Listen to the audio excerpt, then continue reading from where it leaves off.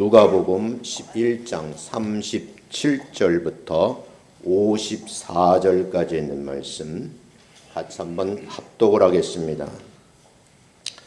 찾기 어려우신 분들은 스크린을 참고해 주시기 바랍니다. 37절입니다. 시작. 예수께서 말씀하실 때 한 바리새인이 자기와 함께 점심 잡수시기를 청함으로 들어가 앉으셨더니 잡수시기 전에 손 씻지 아니하심을 그 바리새인이 보고 이상히 여기는지라. 주께서 이르시되 너희 바리새인은 지금 잔과 대접의 겉은 깨끗하나 너희 속에는 탐욕과 악독이 가득하도다. 어리석은 자들아, 겉을 만드신 이가 속도 만들지 아니하셨느냐. 그러나 그 안에 있는 것으로 구제하라. 그리하면 모든 것이 너희에게 깨끗하리라. 화 있을진저 너희 바리새인이여, 너희가 박하와 운항과 모든 채소의 11조는 들이되 공의와 하나님께 대한 사랑은 버리는도다. 그러나 이것도 행하고 저것도 버리지 말아야 할지니라.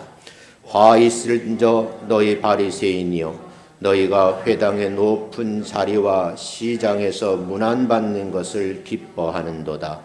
화 있을진저 너희여, 너희는 평토장한 무덤 같아서 그 위를 밟는 사람이 알지 못하느니라. 한 율법 교사가 예수께 대답하여르되 선생님, 이렇게 말씀하시니 우리까지 모욕하심이니이다. 이르시되 화 있을진저 또 너희 율법 교사여, 지기 어려운 짐을 사람에게 지우고 너희는 한 손가락도 이 짐에 대지 않는도다. 화 있을진저 너희는 선지자들의 무덤을 만드는도다. 그들을 죽인 자도 너희 조상들이로다. 이와 같이 그들은 죽이고 너희는 무덤을 만드니 너희가 너희 조상의 행한 일의 증인이 되게 옳게 여기는도다. 그러므로 하나님의 지혜가 일렀으되 내가 선지자와 사도들을 그들에게 보내리니 그 중에서 더러는 죽이며 또 박해하리라 하였느니라. 창세 이후로 흘린 모든 선지자의 피를 이 세대가 담당하되 곧 아벨의 피로부터 제단과 성전 사이에서 죽임을 당한 사갈의 피까지 하리라. 내가 너희에게 이르노니 과연 이 세대가 담당하리라.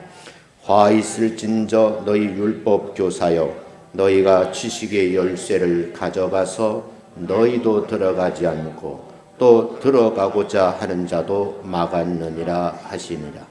거기서 나오실 때 서기관과 바리새인들이 거세게 달려들어 여러 가지 일을 따져 묻고 그 입에서 나오는 말을 책잡고자 하여 노리고 있었더라. 아멘. 옆 사람하고 같이 한번 인사하겠습니다. 뵙게 돼서 반갑습니다. 인사합니다.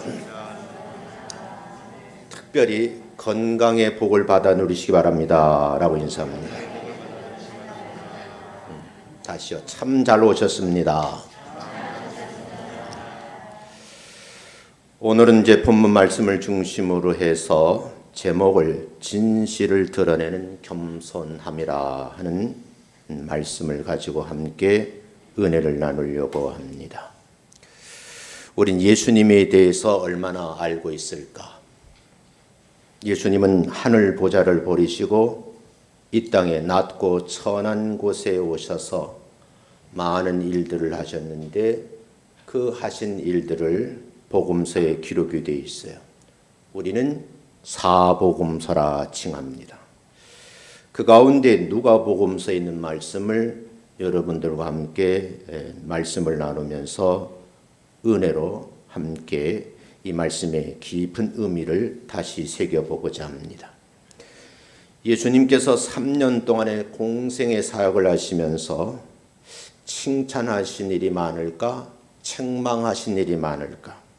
오늘은 그 책망하신 내용이 기록이 되어 있고 그 책망의 대상이 바리새인들과 율법사라 이렇게 기록이 되어 있습니다.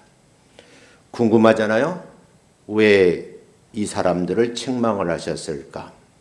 말씀의 결론은 이 사람들은 하나님 앞에서 진실하지 못했기 때문에 책망을 받았습니다. 다시 말씀드리면 겉과 속이 다르다는 거예요.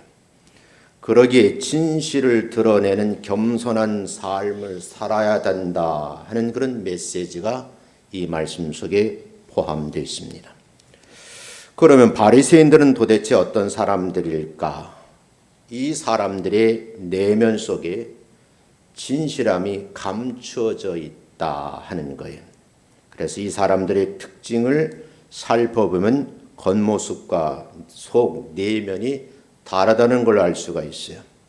성경에서는 이 사람들의 특징을 두 가지로 표현하고 있는데, 첫 번째는 겉모습이죠. 높은 자리에 앉아서 인사받기를 좋아하는 사람들이라는 거예요. 두 번째 속모습은 탐욕과 악독을 품고 있는데 그 자체를 인식하지 못하는 그런 사람들이다. 그런 내용이 담겨져 있어요. 예수님이 오늘 우리 믿는 사람들에게 요구하고 계시는 것이 무엇일까? 겸손함인데 어떤 겸손함인가? 하나님 앞에서 진실을 드러내라고 강조하는 그런 말씀이에요. 믿음의 사람이라고 하면 사람들이 입가에 오르내릴 때 일단 성품이 온화하셔야 돼요. 그리고 겸손함이 몸에 배어있는 사람들을 의미하는 거죠. 이런 믿음의 사람들의 특징이 있는데 늘 자기 자신이 부족하다는 걸 알기 때문에 날마다 말씀을 통해서 자기 자신을 들여다보고 자기를 성찰하는 삶을 산다는 거예요. 이런 삶을 사시는 분들이 기도로 그렇게 살아가지요.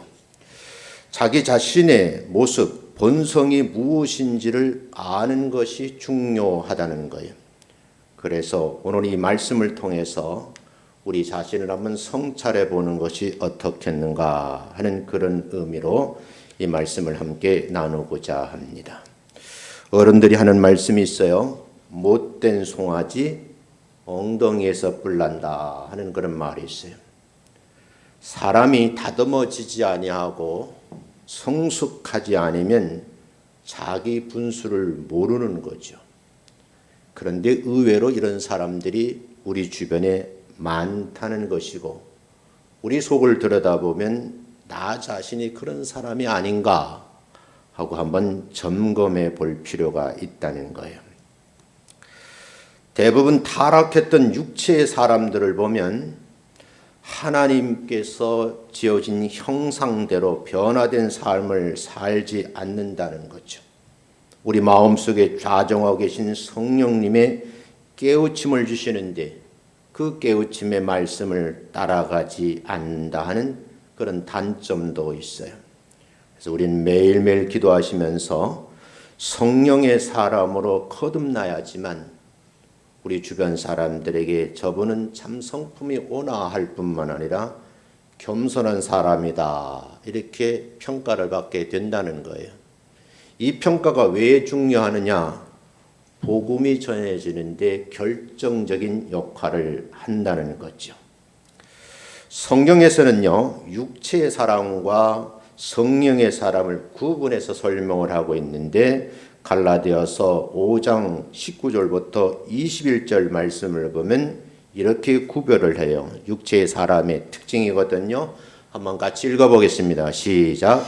음행과 더러운 것과 호색과 우상숭배와 주술과 원수 맺는 것과 분쟁과 시기와 분냄과 당짓는 것과 분열함과 이단과 투기와 술 취함과 방탕함이라고 했어요. 이런 것들이 우리가 경계하면서 살아야 되는 것인데 이런 일을 하는 자들은 하나님의 나라를 유업으로 받을 수 없다 하는 것이 성경인 진리의 말씀이에요.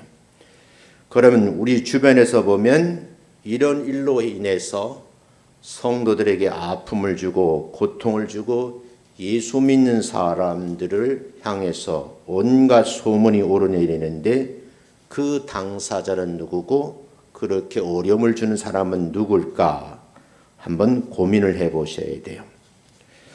겸손한 사람이 되려고 하면 이 갈라디아서 5장 19절부터 21절에 있는 이런 행위를 우리가 하지 말아야 된다 하는 거거든요. 그래서 버려야 할 습성들이 구체적으로 기록되어 있다 이렇게 보시고 한번 체크해 보실 필요가 있다. 두 번째는 성령의 사람의 특징이 있다. 이어서 22절 23절에 하는 말씀이요. 같이 한번 읽어봅니다. 시작. 사랑과 희락과 화평과 오래 참음과 자비와 양성과 충성과 온유와 절제. 이 9가지 열매를 말하죠. 이 성령의 열매라고 그래요. 그런데 이 열매를 맺는 것에 대해서 금지할 법이 없다. 성경은 이렇게 말합니다. 예수님이 이 땅에 오기 전에 예수님의 길을 예비하던 사람이 있어요. 세례 요한이라고 그러거든요. 세례 요한에게 많은 제자들이 따라다니며 교훈을 받고 배움을 통해서 뭔가 이루는 무리들이 있었어요. 그런데 예수님이 이 땅에 오셨거든요. 이 세례 요한의 제자들이 예수님을 따라가는 것을 보시면서 오히려 자기 사람이 예수님을 따르는 것을 보고 기뻐했다는 말씀이 있어요. 그래서 세례 요한의 모습이 우리가 좀 본받을 내용이다. 그 내용이 요한복음 3장 30절에 기록이 되어 있는데 세례는 이렇게 말합니다. 그분은 흥하여야 할 뿐이다. 나는 쇠하여야 하리라. 내가 낮아져서 그분이 높아진다면 그 역할이 내가 할 일이다. 이렇게 소개를 하지요. 이것이 세례 요한이 우리에게 주는 겸손함의 정신이에요. 그러니까 이 겸손함의 자세를 우리가 좀 배울 필요가 있다는 그런 말씀이에요. 바리새인들과 율법 교사들의 특징이 교만한 거거든요. 이 교만이 하늘을 치닫는 거예요. 하늘 보좌를 버리시고 이 땅에 오신 예수님을 대항하는 일이 본업인 것 같아요. 마치 자기들이 하나님이 된 것처럼 수단 방법을 다 동원해서 예수님을 헐뜯고 비방하는 일을 많이 하지요. 지금까지 바리새인들과 율법 교사들의 모습이 그러했다라고 하는 것을 전제로 하고 말씀을 들으셔야 돼요. 우리 어른들이 하는 말이 있거든요. 타산지석이라는 말이 있어요. 이런 모습을 보면서 우리가 말씀을 한번 되새김질할 필요가 있다는 거예요. 그렇다고 하면 성령으로 거듭남을 통한 겸손한 사람으로 살아가려면 어떻게 해야 되는가? 여기에 대해서 본문을 통해서 말씀의 답을 좀 찾아가 보려고 합니다. 일단 진실을 드러내는 겸손한 사람들의 특징 첫 번째, 욕심과 악함을 버려야 된다는 거예요. 단호하게 지적하거든요. 예수님께서 말씀을 가르치실 때 그 말씀을 듣는 감동을 받은 무리가 있었어요. 그런데 성경에서는 그 한 사람 바리새인이라고 해요. 이 바리새인이 가르침을 받을 때 감동을 받으면서 한 말인데, 예수님 나와 함께 내 집에 가서 정심을 한번 잡수시는 게 어떻습니까? 하고 초대를 한 거예요. 이 초대에 대해서 예수님이 흔쾌히 허락을 하셨어요. 본문의 내용 이해하기 위해서 37절 말씀에 점심이란 말이 있는데 이 말을 좀 자칫 잘못하면 오해할 수 있어서 좀 풀어드리려고 합니다. 헬라어 성경에는 이 정심이란 말을 아리스테스라는 말을 쓰고 있어요. 이 말은 아침 식사를 뜻하는 아리스토텔에서 유래한 말인데 원래 유대인들은 회당에 들어가서 기도하거든요. 그리고 아침 기도를 마치고 돌아와서 가볍게 먹는 식사인데 그 식사를 점심이라 그래요. 우리나라 사람 농사 짓는 사람들 보면 5끼를 대접을 하잖아요. 아침도 대접을 하고 점심 사이에 뭐라 하더란 건지 잊어먹었네. 나 오래됐는데 새참이라지 새참. 그 주전에 5끼를 드려요. 그러니까 그런 의미로 이해를 하시면 될 것 같아요. 그런데 여기서 하나 알 것은 바리새인이 예수님을 초청한 것은 파격적인 그런 인사입니다. 당시에 예수님과 바리새인들은 대립 관계를 유지하고 있었어요. 어쩌면 예수님이 이 땅에 오셔서 하는 일들을 많이 보면서 바리새인들은 못마땅하게 생각한 거죠. 그래서 어떻게 저분을 음해할까? 비방거리를 찾고 심지어는 목숨을 해하려는 일까지 마다하지 않는 사람들이 이 사람들이 선한 의도를 가지고 초대했는지 아니면 어떤 음모를 꾸미려고 초대했는지는 기록은 되어 있지 않지만 긍정적인 편은 아니다 이렇게 생각할 수 있어요. 그래서 바리새인들의 초대는요, 진실함을 드러내는 겸손함에 대해서 예수님께서 이때 꼭 가르쳐 줘야 되겠구나, 그런 의도하심이 이 말씀 속에 깔려 있다는 거예요. 예수님께서 음식을 잡수시기 전에 유대인들의 오랜 풍습에 의하면 손을 씻는 거예요. 근데 예수님도 익히 잘 알고 있는 거거든요. 그런데 예수님께서 손을 씻지 않으시고 바로 식탁에 앉으신 거예요. 이것을 본 바리새인이 이상히 여겼다. 오늘 본문에는 그렇게 되어 있죠. 이상히 여기는 바리새인의 마음을 꿰뚫어 보시고 39절 말씀에서 하시는 말씀 같이 읽어봅니다. 시작. 너희 바리새인은 지금 잔과 대접의 겉은 깨끗하나 너희 속에는 탐욕과 악독이 가득하도다. 겉모습은 깔끔하게 보이지만 내용물이 지저분하다. 그래서 오늘 성경에 보면 탐욕이 가득 차 있고 악독이 가득 메워져 있는 그런 마음의 상태를 표현하고 있어요. 이걸 한마디로만 그릇으로 표현하면 그릇은 음식을 담는 거죠, 용도가.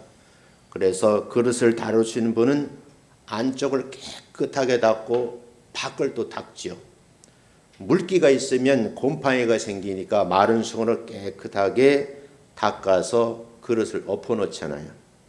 다시 말하면 정상적인 사람은 겉도 깨끗하지만 속도 어때요?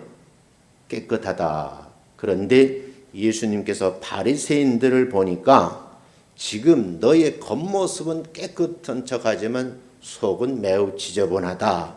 그런 말씀을 표현했는데 너희 속에 탐욕이 가득 차 있고 악독이 가득 차 있다. 그런 표현이죠. 이걸 조금 넓혀서 얘기하면 속사람과 겉사람이 모두 깨끗해야 되는데 겉모습은 그럴싸한데 속이 부패했다. 그런 말씀으로 이해를 하시면 돼요.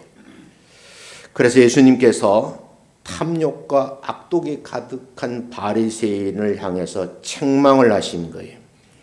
여기서 우리가 주시는 말씀 속에서 우리가 한번 짚고 나온 말씀은 바로 속사람과 겉사람이 깨끗해야 된다. 그런 사람을 보고 우리는 뭐라 해요? 진짜 예수형이라는 표현을 쓸 수 있다는 거예요. 성경 말씀을 가지고 회당에서 가르치는 전문가들인데 지식은 많은지 모르지만 내용이 부패되어 있다. 그런 말씀으로 이해를 하시면 된다는 거죠.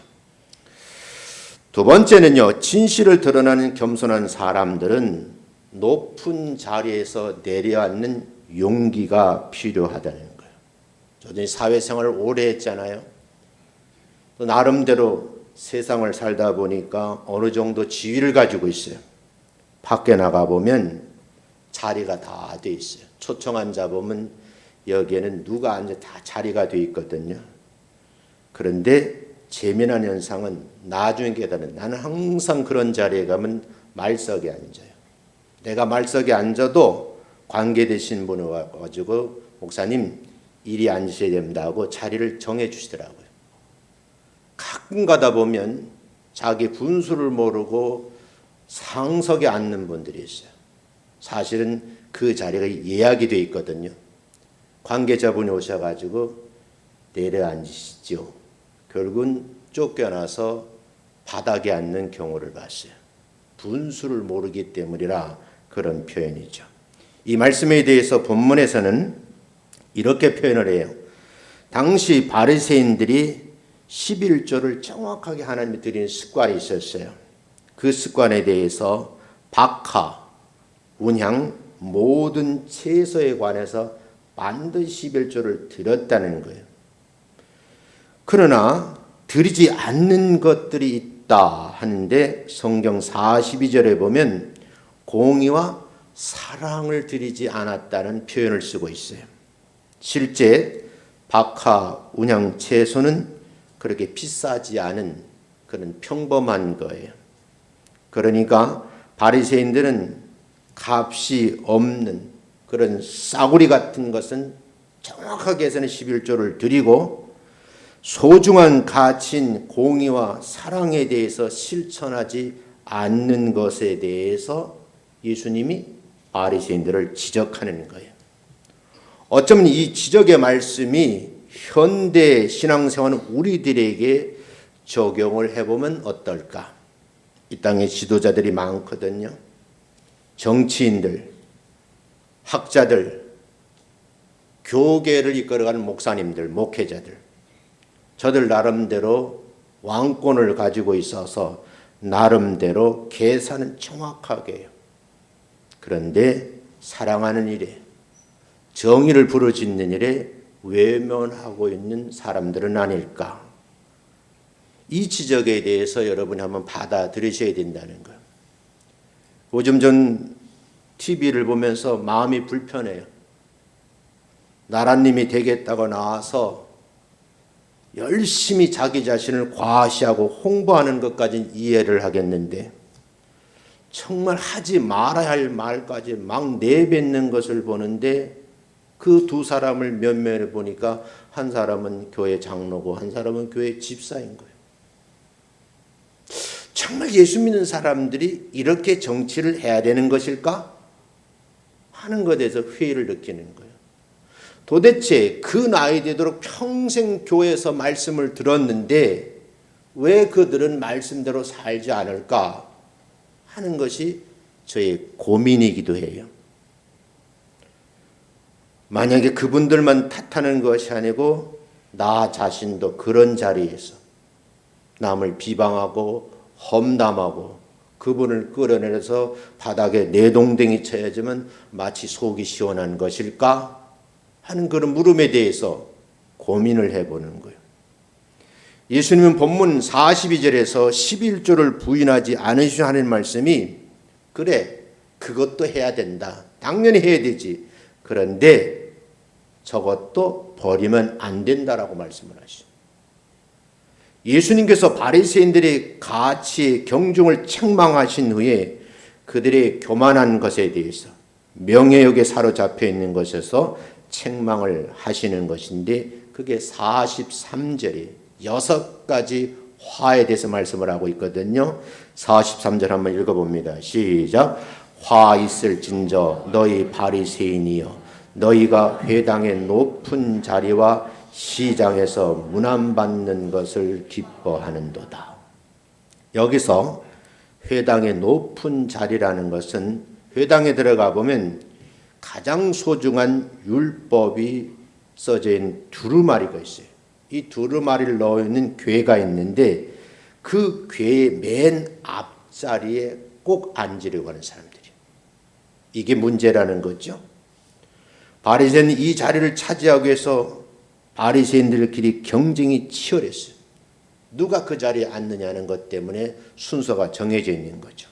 어쩌면 그들의 교만심으로 다른 사람이 군림하기 위해서 그 자리를 차지하려고 그렇게 몸부림을 쳤다는 거예요. 우리는 이렇게 배우셔야 돼요. 높은 자리에 오르면 오를수록 겸손하셔야 된다.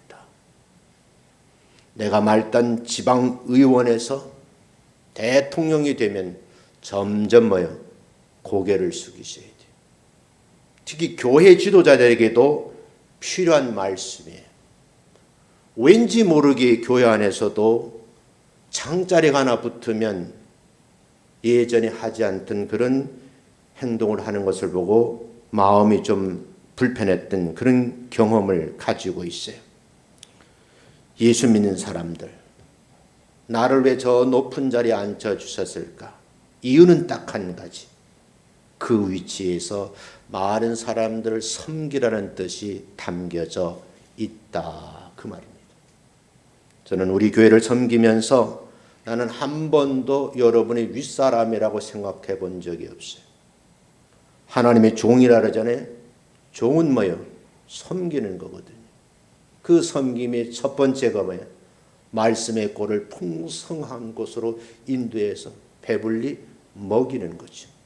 목이 마를 때는요, 많은 물이 흐르는 깨끗한 시냇가로 인도하는 것이 내 역할이 아닐까? 예수님을 보세요. 하나님과 동등됨을 취하지 아니하시고 하늘 보좌를 버리시고 천하고 나쁜 이 땅에 내려오셔서 대우를 받지 못하잖아요. 유대교 지도자들에게 가진 수모를 당해요. 우리가 이 말씀을 우리가 함께 보면서 왜 하나님께서 높은 자리에서 내려오라고 말씀을 하실까? 왜 바리새인들에서 이렇게 강하게 책망을 하실까? 말씀의 의미를 깨달으셔야 된다. 그런 말씀이에요. 세 번째는요, 어려운 짐을 몸소 자원해야 된다는 거예요. 무슨 말씀인가 하면, 여러분 지금까지는 바리새인들의 교만함에 대해서 위선에서 책망을 하셨는데 그 다음에는 율법 교사들의 잘못에 대해 책망을 하신 말씀이에요. 율법 교사들이 자기 당착에 빠져서 바리새인들을 책망하고 계실 때 옆에 있던 율법 교사가 마음에 찔림이 오는 거예요. 그래서 45절에 보면 선생님 이렇게 말씀하시니 우리가 매우 불편합니다. 그런 뜻이 우리가 모욕을 당하는 것 같다. 그런 표현이거든요. 45절 같이 읽어봅니다. 시작. 선생님 이렇게 말씀하시니 우리까지 모욕하십니다. 바리새인들에 대해 질책하는 그런 말씀을 들으면서 보니까 양심의 찔림을 받았는데 야, 우리 선생들도 함께 모욕을 당하는 것 같구나 하는 그런 느낌의 표현이에요. 당시에 율법 교사는 대부분 바리새인들 가운데 배출이 되는 거예요. 그러니까 아무나 되는 것이 아니죠. 그래서 바리새인, 율법 교사 그러면 같은 말로 이해를 하셔야 되는데 바리새인들 가운데 특별한 사람들을 뽑아서 어떤 일을 부여한 거죠. 그래서 율법 교사를 다른 말은 서기관이라는 말을 쓰고 있어요. 그래서 바리새인, 율법 교사, 서기관들은 같은 맥락에서 읽으시면 불편함이 없으셔요. 이들은요, 특별히 율법을 해석하고 가르치는 것이 자기들의 본업이에요. 그런데 이런 율법 교사에게 예수님께서 책망을 하시는데 화가 있겠다는 거예요. 너희 율법 교사들아, 내가 보니 너희들이 지기 어려운 짐을 다른 사람에게 지우고 너는 손가락 하나도 이 짐에 대지 않는다. 그런 표현을 쓰고 있는 거예요. 이해를 돕겠어요. 돕기 위해서 제가 제 얘기를 좀 하겠는데 제가 어렸을 때 저희 집이 시장에 가는 시내에 가는 길목이 있었어요. 그러니까 시골은 5일장 있잖아요. 그러면 이 골짜기 저 골짜기에서 장날이면 뭐를 잔뜩 짊어지고 장을 보러 와요. 근데 그 당시 우리 어머니 또래들은 아이들을 많이 낳았어요. 우리 큰 이모는 한다스를 낳다니까 뭔 말인지 모르는구만. 정말 많이 낳았어요. 우리 어머니도 그 유전자가 있어가지고 우리 아버지가 없었으면 그럴지도 몰라. 근데 그분들이 아이들 다 손에 잡고요. 이고 짊어지고 그리고 시장을 오는 거예요. 제가 이렇게 대문 밖에서 보면 뒤에 따라온 분이 있어요. 이게 아빠야 지금 우리 말로 하면. 뒷짐 딱 짚고 정말 도와주지 않더라고. 시장에 와서요, 그동안 계획된 일을 어머니는 다 해요. 배고픈 아이들 맛있는 거 사 먹이고, 또 가져온 거 팔아서 필요한 물건들을 사가지고 보따리 쌓아요. 그 시간에 아빠는 뭐예요? 동네 한중 식당에 가서 술잔을 기울여요. 그럼 그 정도 됐으면 집에 갈 때 엄마를 도와줘, 자기 사랑하는 얼마나 도와주면 좋겠어요. 또 우리 집 앞을 지나가거든요. 그때 보면 아버지는 또 뒤에 따라, 앞에 가는 데는 절대 없어. 이 갈지자를 걷더라고. 지그적으로 걸어. 왜요? 술을 종일 마셔가지고 제정신이 아닌 거예요. 지금 랍비들이, 이 서기관들이 하는 행위가 그렇다고 말이에요. 지적은 잘해요. 가르치니 본인이니까 지적은 잘하는데 본인이 본인 일을 안 한다. 그런 뜻으로 이해를 하시면 돼요. 이런 율법 교사들에 대해서 예수님이 책망을 하셨는데, 그 책망한 이유가 뭔가 하면, 무거운 짐을 다른 사람에게 지우는 것도 잘못이지만 자기 짐을 다른 사람에 지우고 손가락도 까딱하지 않는 잘못에 대해서 책망을 하시는 거예요. 그럼 본문을 이해하시기 위해서 여기서 무거운 짐이란 말이 무슨 말일까? 율법을 말하는 것이 아니고요, 율법 교사들이 자의적으로 만들어놓은 각종 규범과 의식을 말하는 거예요. 그 규범과 의식을 만들어 놨는데 어느 정도 만들어 놨냐? 613개. 유대인들은 반드시 지켜야 할 그런 규범이에요. 근데 문제는 뭐냐? 자기들이 만들어 놓고 자기들이 지켜야 돼. 자기들은 지키지 아니하고 그 지역에 있는 모든 유대인들에게 지키기를 강요를 한다는 거예요. 그래서 여러분, 이런 율법 교사들의 위선적인 행동에 대해서 예수님께서 책망을 하신다는 거예요. 자, 이 말씀 우리 함께 들으면서 지금의 우리는 어떤가? 지금의 선배로서 신앙을 가진 이들, 부모로서 신앙을 가진 분들이 지금 후배들에게 어떻게 하고 있는가를 생각을 해보라는 거예요. 다양한 방법을 동원하거든요. 그것이 성도만 그런 것이 아니고 지도자인 목사도 그렇고 그 교회에 배출된 정치 지도자들이 그렇다, 그 말입니다.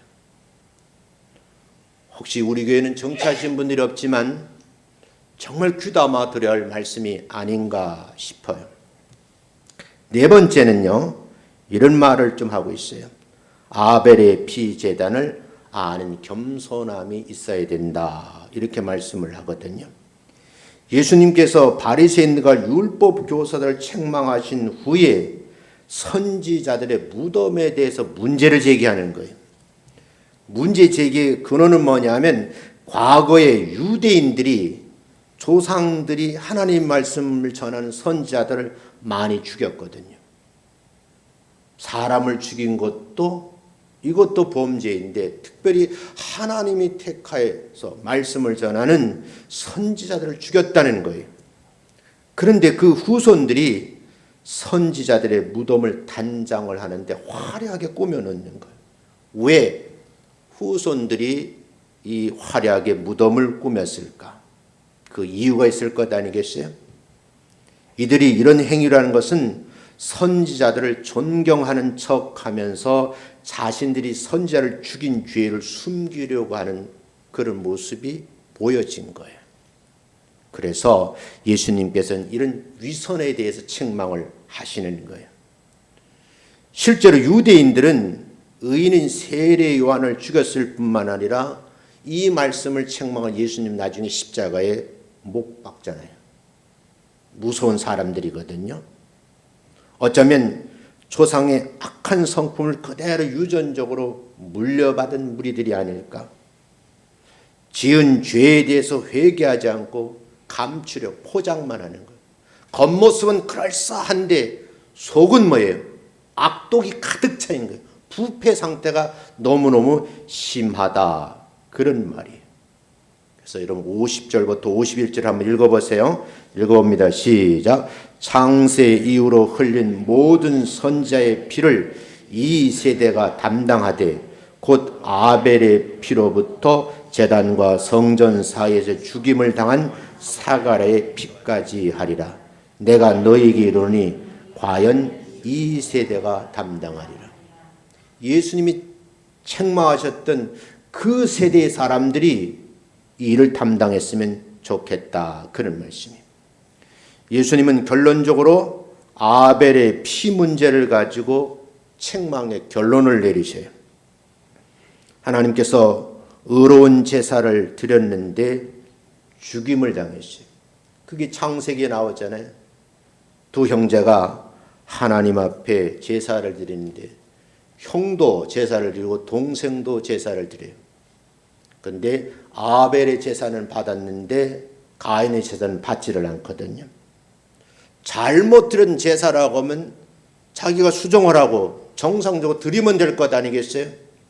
그런데 형이 동생을 죽인 인류 최초의 살인사건이 벌어져요. 여러분, 이 말씀 우리가 보면서 사람이 얼마나 흉악한지, 악독한지 이게 적나라하게 드러나 있는 말씀이에요. 예수 믿는 사람이라고 착한 것은 아니거든요. 내가 착해지려고 노력을 하셔야 돼요. 하나님의 말씀을 가까이 하면 하나님, 오늘도 하나님 나를 다스려 주셔서 착한 마음을 품고 선한 일을 하게 해달라고 기도를 하셔야 되는 거예요. 그 기도가 있어야 남편이 귀하게 보이고 아내가 존귀하게 보이는 거죠.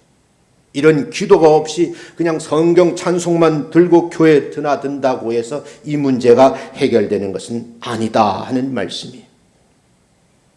유대인들은요, 이렇게 적나라하게 하나님 말씀을 전했는데 예수님을 무시를 합니다. 얼마나 사악한 유전자를 가지고 있는지, 말씀이 선포돼도 그 말씀을 받아들이지 않는 것이 본문의 말씀. 본문 맨 끝에 와보면요, 계속하는 말씀이 뭐예요? 너무너무 못되니까 회당에서 나오시라는데 예수님을 가로막고 계속 질문을 던져. 그리고선 책을 잡고 어떻게 하면 이 예수님을 모함을 할까? 이게 여러분 바리새인들의 모습이라는 거예요. 우리가 함께 이 말씀을 보면서 이 시대의 사악한 사람들이 마음이 좀 따뜻하고 풍요로운 사람에 대해서 겸손한 사람이 될 수 있는 방법이 뭐가 없을까? 그래서 말씀의 제목을 잡은 거예요. 내 마음의 진리의 말씀을 받았으면 내 마음이 깨끗하고 순전해져야 되죠. 그리고 이 진실을 드러내는 신앙생활을 해야 그 사람이 진짜 예수쟁이다, 그런 말씀이에요.